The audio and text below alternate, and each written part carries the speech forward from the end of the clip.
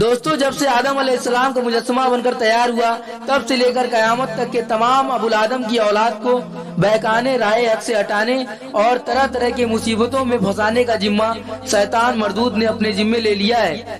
اور یہی نہیں، انسانوں میں اپنے مزاجی لوگوں کے ساتھ مل کر طرح طرح کے جادو ٹونے اور کفری کام میں الجھائے رکھتا ہے۔ ہر وقت ہر طریقے سے ایمان والوں کے پیچھے پڑا رہتا ہے۔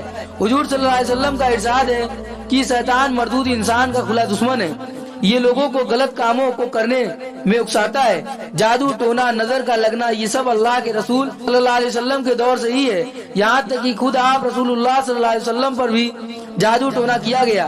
آج ہم آپ کو ایک ایسا عمل بتائیں گے جس سے ان سبھی بری چیزوں سے آپ کو انشاءاللہ نجات مل جائے گا۔ جس کسی پر جادو ٹونا یا نظر کا اثر ہو، اسے چاہیے کہ خود یا کسی اور سے سورہ اخلاص، سورہ فلق اور سورہ ناس بغیر بسم اللہ کے 3 بار پڑھے اور دم کرے۔ یہ عمل 11 دن کرے، کسی ایک مخصوص وقت میں، اور نماز کا اہتمام کرے۔